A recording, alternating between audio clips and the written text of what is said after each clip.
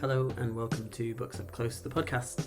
I'm Chris Lloyd, a writer and academic, and on this show I talk to other writers about their work and their practice.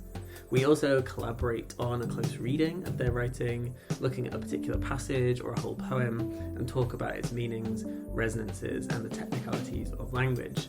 This is a show for book nerds, aspiring and established authors, or anyone interested in how texts get made. In this episode, I talked to Noreen Masud about her book, A Flat Place. Noreen is a lecturer in English literature at the University of Bristol and an AHRC BBC New Generation thinker. Her memoir-travelogue, A Flat Place, was shortlisted for the Women's Prize for Non-Fiction. Well, thank you for joining me, Noreen. It's such a pleasure to be here. So today we are talking about your book, Flat Place, and I wonder, before we even get into the book, whether you could talk to us about your feelings about close reading as an activity, kind of in general. I know you teach literature, but also how you're feeling about close reading yourself. I think close reading is the most fun anyone can have.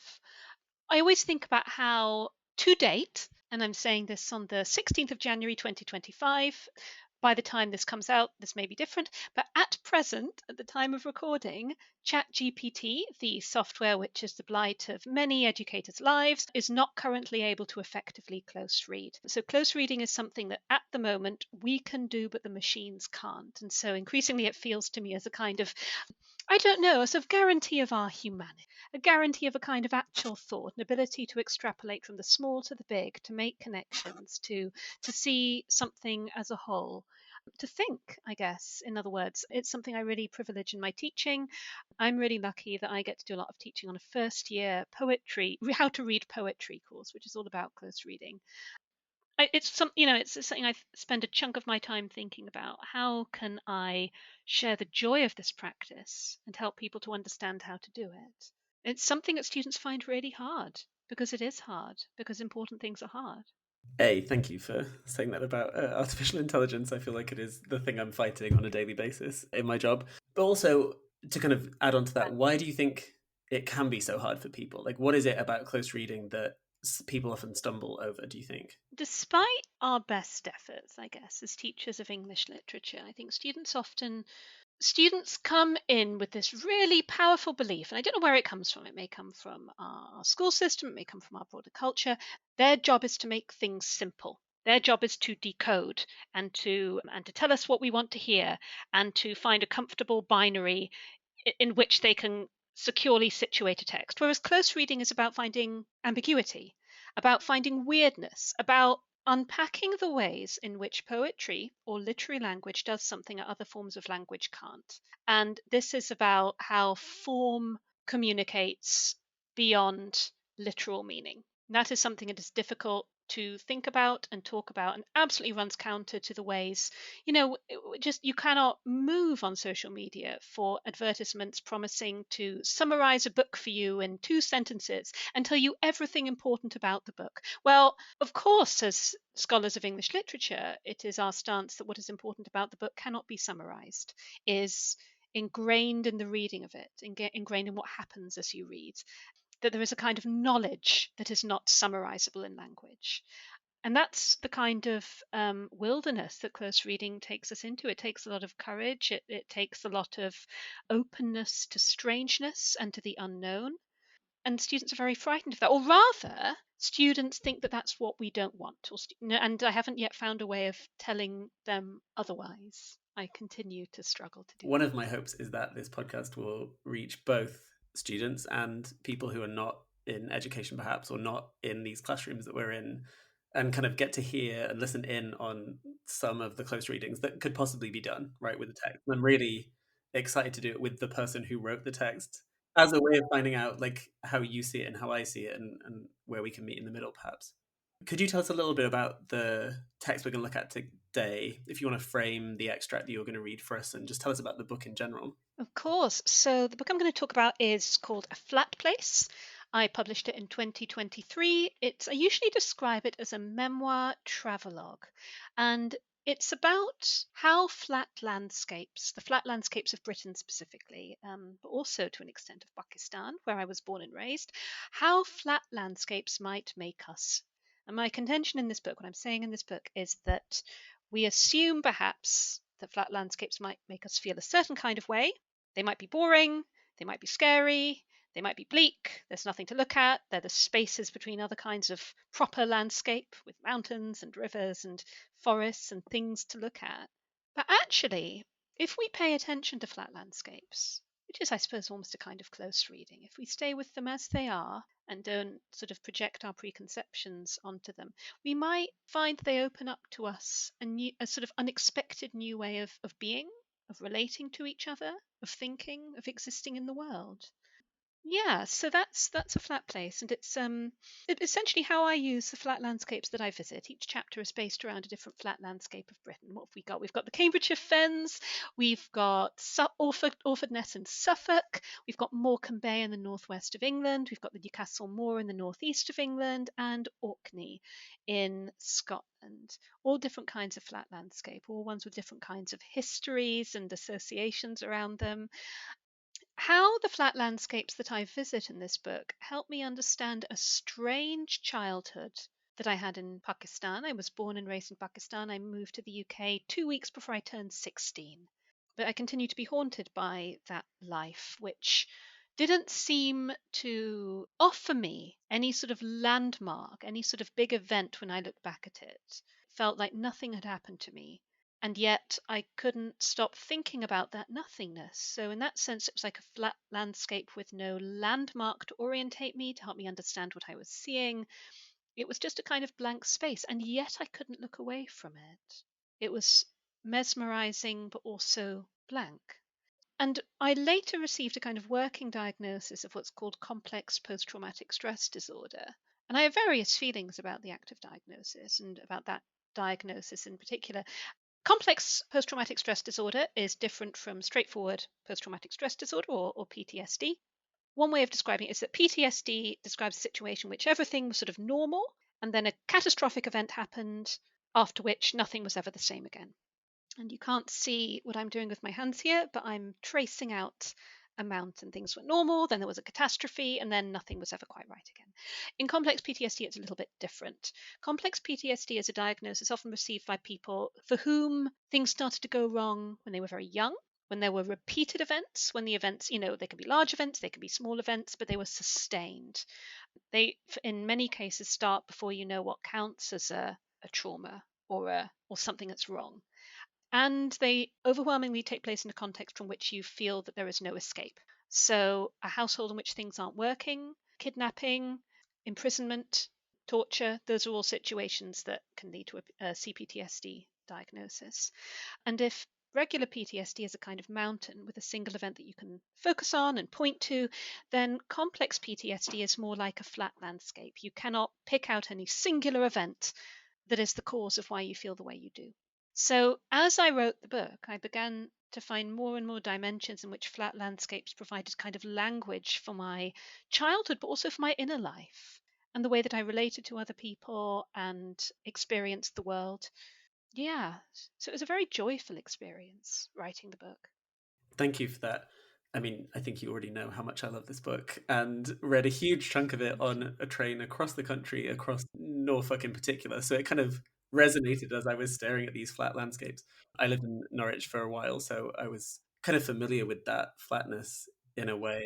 Sure. How did it feel to you when you were there, that flatness? Well, I love hearing about, yeah. I'm from South Wales originally, Oh, wow. Okay. so kind of not super hilly or mountainous, but you Yeah, yeah, drive yeah. for half an hour and suddenly you're in mountains, right?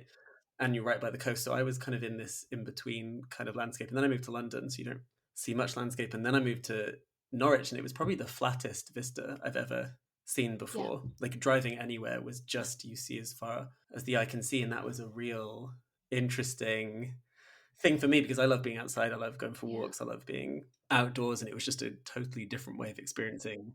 Completely. That makes total sense. It just completely challenges, I think, the frameworks that we bring to outside experience or ideas of nature and how we relate to nature and how we are in nature and what we need. Yeah. Yeah, So it was it's really really interesting to interesting. read lots of it while I was on that train. So this little extract we're going to talk about is from later on in the book. I don't think there's anything particular we need to know before you start reading about where that comes, but if there's anything you want to say about it before you read, please do. So the part that I'm going to read is from chapter 4 on Morecambe Bay. It's the opening to that chapter. The flat place is the place of grief, but also the place of the real. It's real because of that grief. It displays itself starkly, and you are beside yourself in the face of what can't be denied. But at least you are beside yourself. You have that consolation. You curl your fingers into a fist and pretend you are holding a hand. I've met people before in the flat place. Once in a while I'll encounter someone. You can recognize them quite quickly. It spills out of their eyes and their closed mouths, even when they're smiling, whose world's been rolled out on the rack in the same way as mine. And I fall in love with them, usually, because they feel real to me in a way no one else does. In that flat place where no one else can come, we crouch together, holding each other tight, feeling what is real thrum underfoot and the sky run over our heads, and my blood beating in their head, and the other way round. But always in the end we part, walking away over a landscape in which one is always alone. It's no good relating to someone else like that. The psychological term for it is merging. To me, it feels like I don't exist anymore. I feel as though I become a room in which the other person lives. Thank you so much. It's always lovely to hear the author read that bit out loud. I have so many things I think about this extract, and I want to hear your thoughts too. I want to get into grammar. I want to get into sentence structure. So, Sure. what I'm interested in that first paragraph, the flat place is the place of grief, but also the place of the real. It's real because of that grief. There's a real at the level of the sentence, a kind of turning things around to me. Like even at the level of the sentence, it's this thing and this thing, and let me turn that around and link those two things. And then but at least you're beside yourself. You have that consolation. The kind of repetitions and the turning around of the idea that kind of recurs across the book. But I wonder how you were thinking about it as you were writing. So all throughout this book, you can see the kind of this is, this everything in this book was something that I never thought was articulable, that I never thought would be understandable. And this book is very concerned with the question of what we can and can't hear, what we can and can't know from each other. And I was very conscious writing the book of how I was liable to be misunderstood, how I was liable to be misheard. We are all liable to mishear each other, right, and to misunderstand each other. And that's the condition of being human. And I also do strongly feel, this comes through in the book, that part of coming to terms with life and enjoying other people is understanding that you will always be misunderstood, and that is survivable, and that's okay, and that's inevitable, and sometimes even fruitful. But I also felt, as a queer brown woman, I'm particularly susceptible to being misunderstood because I'm not the kind of person that people think is worth listening to very often, and that had been the case throughout my life. And particularly when I'm from a Muslim background, and I knew that any kind of account I gave of a life growing up in an unusual and dysfunctional Muslim household, not the norm, a one that was broken in itself, was liable to be picked up and used as a weapon against one of the most vulnerable groups of people in our deeply Islamophobic society. And so I felt that it almost became an experiment. How clearly and plainly and simply could I lay things out, but also not make them, not sort of minimize their complexity. I was so determined to make things as clear as they could possibly be made, so that people would still misunderstand me, and they have, but there would be no excuse for that. So there is a kind of play of a kind of excessive or performative, like brick by brick simplicity of it. And I'm sure deep down, I was thinking as you were speaking, I'm sure I'm also influenced by the punning turns of Sara Ahmed, whose ideas are really key to this book. I haven't thought about that since you mentioned it, but I'm sure that's, we're all just tissues of people we've read. And I'm certain Sara Ahmed has a lovely trick in her writing and I don't think I do it in quite the same way. I'm not punning. For me, my turnings around are about performances. Well, there's a few little puns in there. My turnings around are about performances of like, I know that it is difficult, guys, but sometimes two things are true at once. Yeah, I think this is the sort of feeling that I had in my head as I was writing, if that makes sense.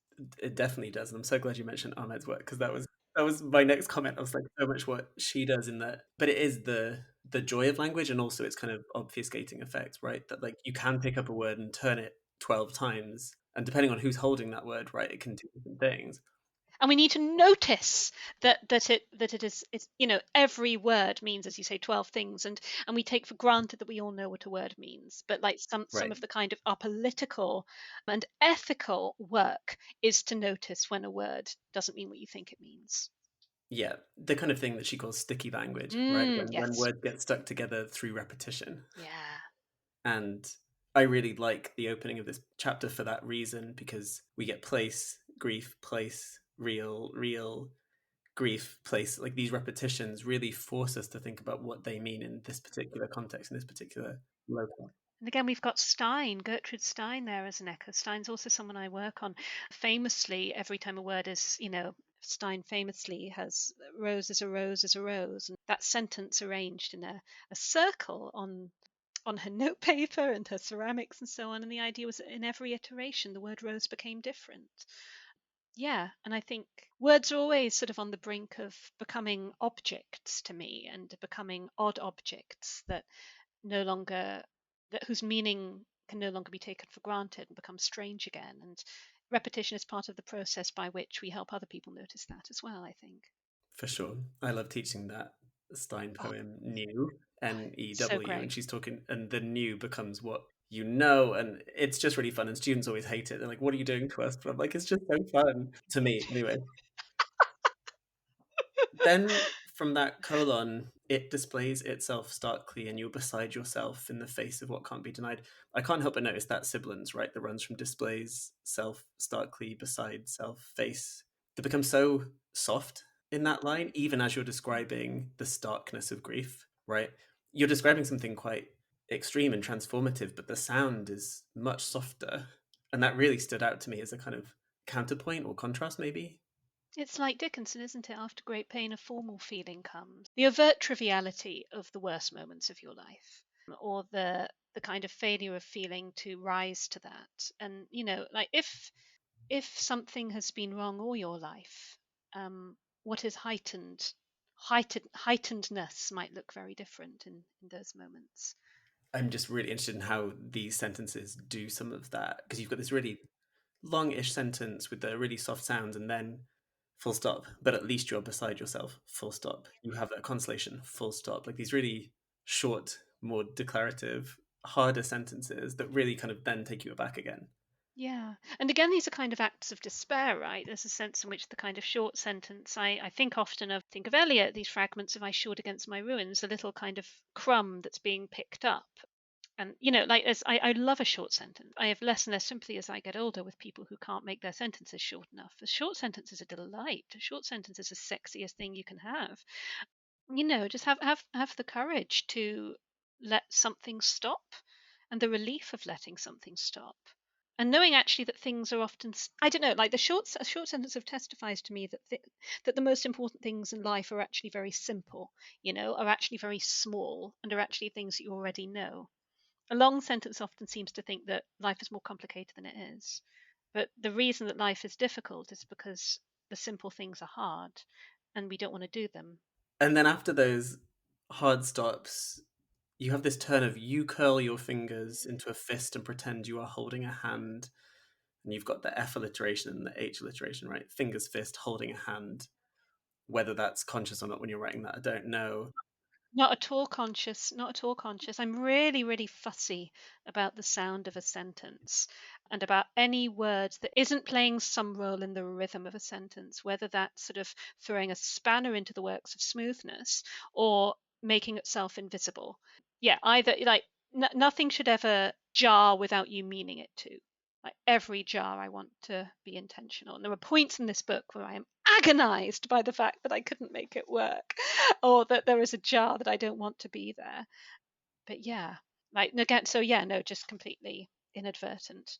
But it works. I'm also interested in the you, like that turn of the you, and I'm thinking about so many examples of this second person address that is both you as in one and one as in me, but there's at a Yeah. distance, or the you of like the Mm. a reader or a person that's being addressed, right? And having all of those addressees at once, whether how much of that is what you wanted in there. I think I'm probably quite a sort of accusatory and coercive writer even. I often find myself lapsing into the you. And, there were points in this book where my editor negotiated with me to maybe moderate that. I think that when I write, I feel two things when I write. I feel that that it is my responsibility to make an address and I feel both very aware of my audience and that my audience is completely irrelevant. I am writing wholly for myself. But there is a sort of like mulishness in me, I think, that is like, okay, right, you've asked me to come out of my own brain and address you, right? Okay, well, here you are. Well, here's what's in my brain. What are you going to do with that? So there's something. So I think I've never thought about it before. This is just me sort of thinking aloud. What I would say about this passage, though, I think why I was allowed to get away with the you, it's this is a passage about precisely that uncertainty about knowing where the I ends and the you begins, where about understanding how we relate to other people, what we have the right to ask of from other people in terms of being understood, being heard, being listened to, and what we can assume is the same as in us as in other people, and what we have to guess is different. And I'm always really interested in the decisions people make about that. I have one friend who fully believes everybody thinks in the same way as she does. And in some ways, that's a very beautiful thing. And it means that she approaches lots of people with this incredibly sort of clear eyed, respectful sense of we are the same, which is very sincere. But at the same time, where it sort of maybe falls down is where we have moments of cultural difference or where it cannot address the ways in which people are fundamentally different. And so, yeah, that movement between what we can claim for the you and what we can claim for the I, and yeah, the risks that we take when addressing a you or inviting a you to feel something or attributing something to the you, that's really interesting to me always. Yeah, super interesting. And there's part of the, I'm going to talk about this in a minute, the kind of shifting in focus and also tone or type of language, and I'll get to that in a second. The second paragraph you say, I've met people before in the flat place. Once in a while, I'll encounter someone.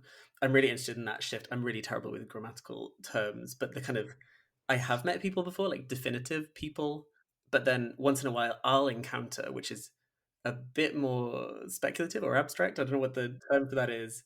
And you can recognize them quite quickly. It spills out of their eyes and their closed mouths. And suddenly there's this rush of language, right? As soon as you're imagining this kind of person that you meet, the person you might fall in love with, and then whose world's been rolled out on the rack. Again, that hard R, right? Rolled out on the rack the same way as mine. So there's a real unfurling of this thought. I'm just interested in that split between like the I have met real people Mm, and the mm. kind of people who become fantastical almost. Yeah.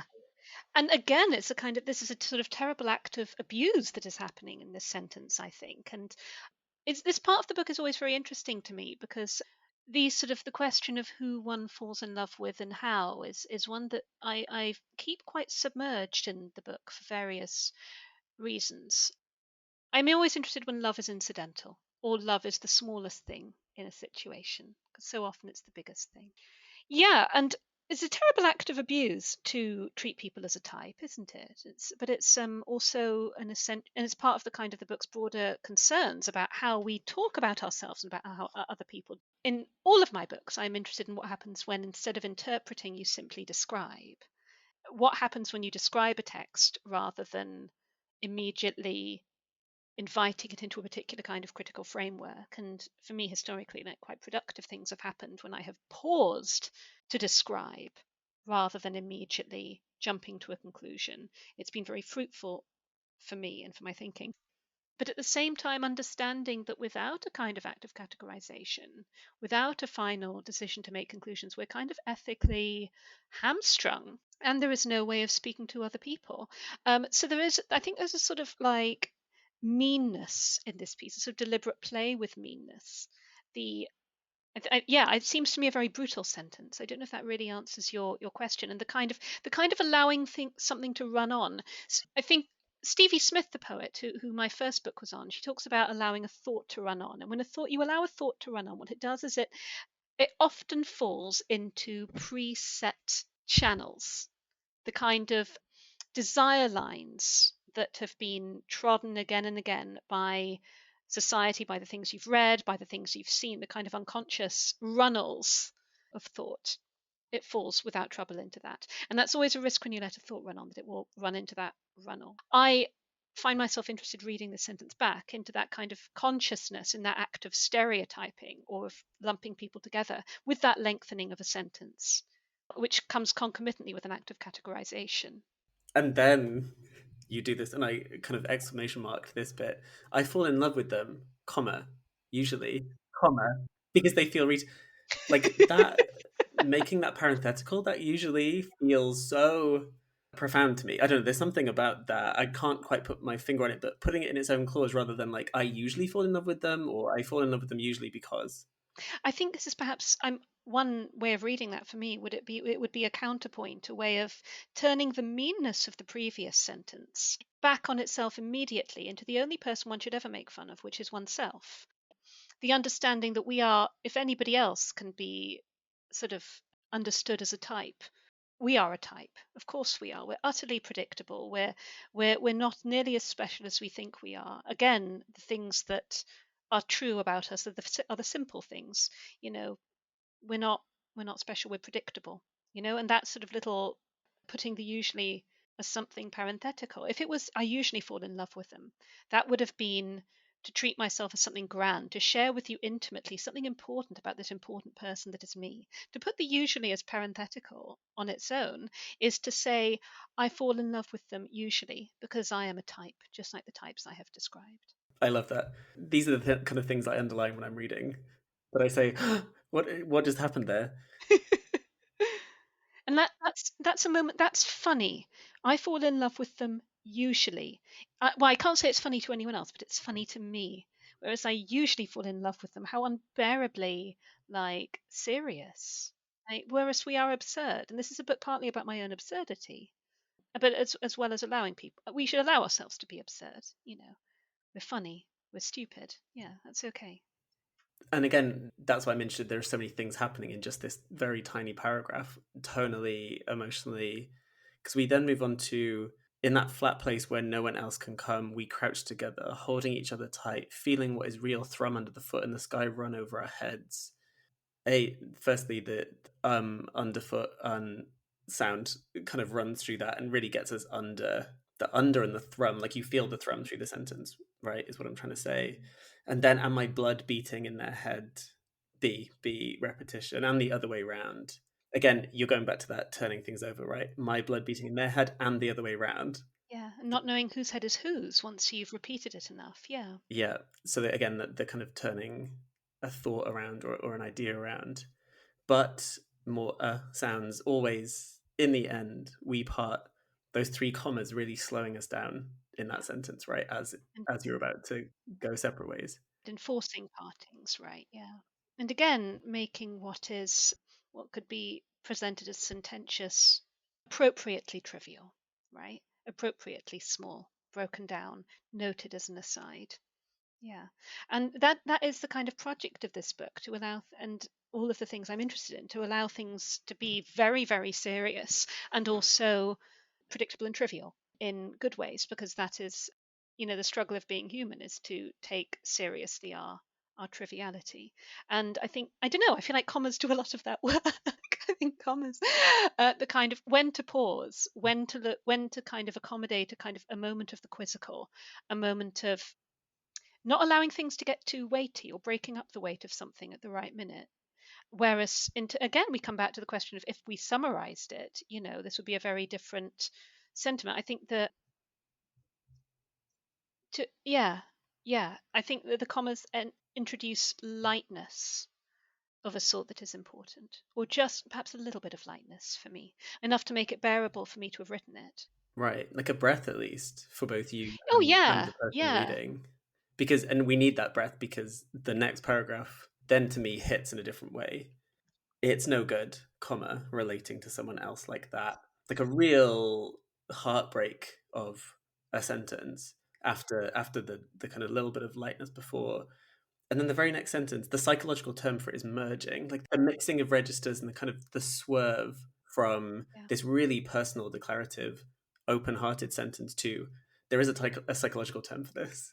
Yeah. Yeah. Again, we are diagnosable. We are predictable. We are this experience written out of a place of, and this particular part of the book, this is from a very, very early draft. This was written way before I knew what form this was going to take. Written out of, well, in 2019, I became very unwell. I fell in love and I found myself completely stumped by my inability to give an account of myself. Now I'm paraphrasing Judith Butler, who's the epigraph of the introduction.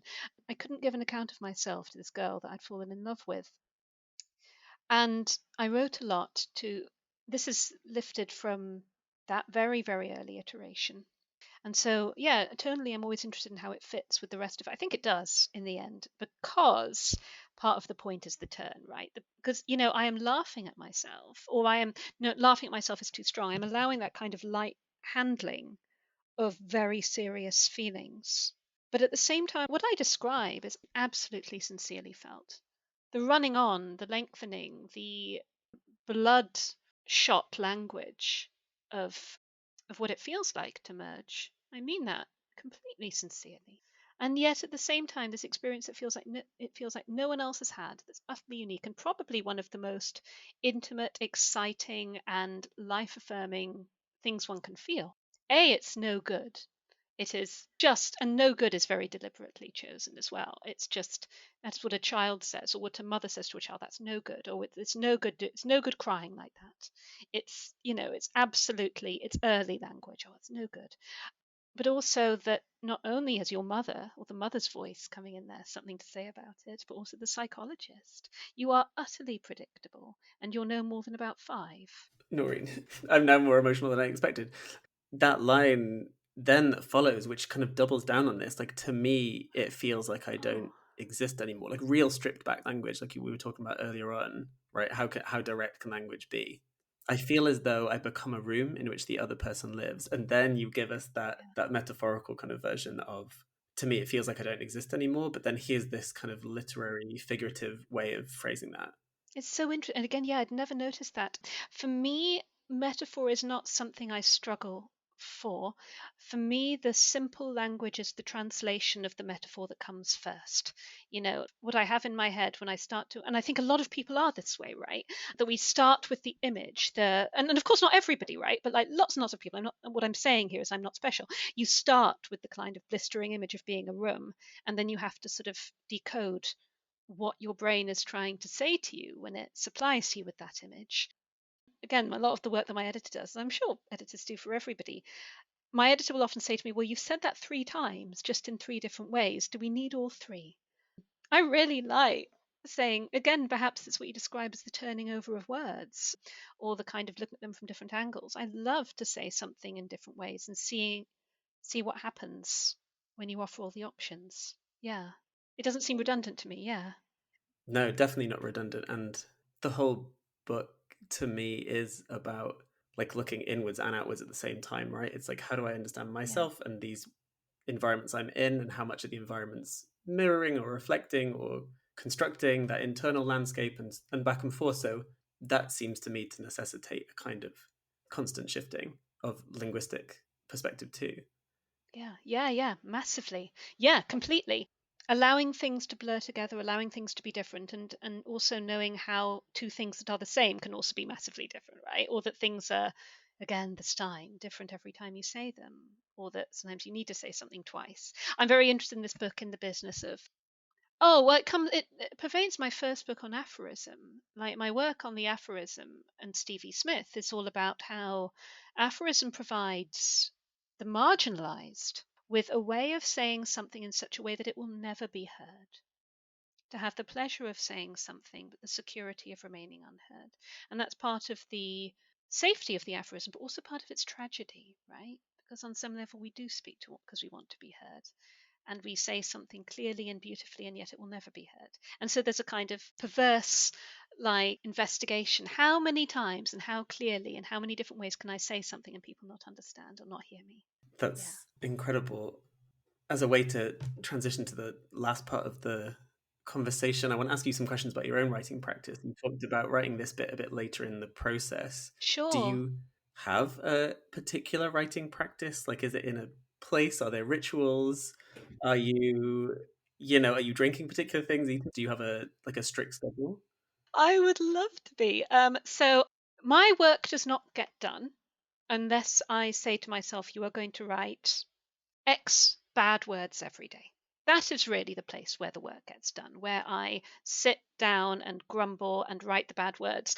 And that can look like many, many things. What I find is that no way of making myself write those bad words is consistent from one day to the next. Sometimes it is in my pajamas, cross legged in bed, usually. Sometimes I have to carry my laptop out to a cafe or the library or the other side of my office or the floor. What writing feels like to me is constantly having to outwit the thing in myself that thinks I should be doing my emails or that wants to be on social media. I can only really function if I'm playing truant, and that's true in every part of my life. I'm very bad at doing things when I'm meant to be doing them in the place I'm meant to be doing them. So my writing practice, I would say, is absolutely defined by inconsistency and furtiveness. I love that answer. Are there any, I know you teach literature mainly, but are there creative writing techniques or tips that you give students or have given other people? Are there things that you would want to share here? Oh, I just shared this with a student recently, actually. I was having difficulty writing about a difficult part of her memories. And this is something I tried many times to write about my life. I tried once when I was 14, and the things that or the non-things, the non-events I describe in this book were happening. And then I tried again in 2019 when I just turned 30. And I also wrote a sort of a whole book of poems that will never be published around the same time in 2019 out of my acute despair. And what needed to happen in that second iteration of the memoir and in the poems was that I couldn't be myself. I could not enter my past as I. I couldn't have that pronoun. I had to be third person. I had to be called X. I wanted to be almost invisible. I wanted to be a non presence. And I became a fish. I became a little silver fish. And I'm sure that that was informed by, the fish in Wolf's A Room of One's Own, the little fish that vanishes and reemerges and vanishes again, though I wasn't thinking about it at the time. I thought the little fish might be able to move very fast and hide and slip out of people's grasps and get away when she needed to get away and be not seen in a way that I had not succeeded in not being seen or not being safe and not escaping. And as I wrote, I was able to stop being X, the little silver fish, and I was able to come into the text as I. But I could not have done that if I hadn't started out as X, the little fish. So if you can't if it doesn't feel right to go to take yourself back to what happened, maybe someone else would be able to do it better for now. And then you can come in later if you want to. You never have to. That's wonderful. Thank you. Do you have any books that you might recommend to listeners? It could be an older book, it could be something you're currently reading. So I've got a few books I think are great. I think everybody should read Adania Shibley's Minor Detail. I think at 112 pages, it's a perfect book. It is. Yeah, I can't think on so many fronts and on so many levels. It is an impeccable book. I'm also a tremendous admirer of Brandon Taylor's writing and like real life. Whenever I feel like I want to remind myself of the injustice of the literary establishment, I remind myself that real life didn't win any prizes. You don't get more broken than that. So, big fan there. I also think that we would be happier if we spent more time reading 19th century literature. Every Christmas, I have a treat. I listen to a Charles Dickens novella or short story on audiobook, and I'm currently listening to A House for Let. And it does something different to your brain. It does something that, again, the kind of different texture of a sentence. It's like cold, cold water. Treat yourself. Read a 19th century novel today. I love these recommendations. I agree with all three. I try and do at least two Victorian novels a year, like spaced out. That's so good. What's the most recent one you've read? What did I read recently? Oh, I did The Mayor of Casterbridge recently, Oh, bliss. which is a real Wonderful. banger. I hadn't read that one before. It's such a banger. Like, we forget that they're just a lark. We forget that Victorian novels were a good bloody time. I read The Odd Women by George Gissing.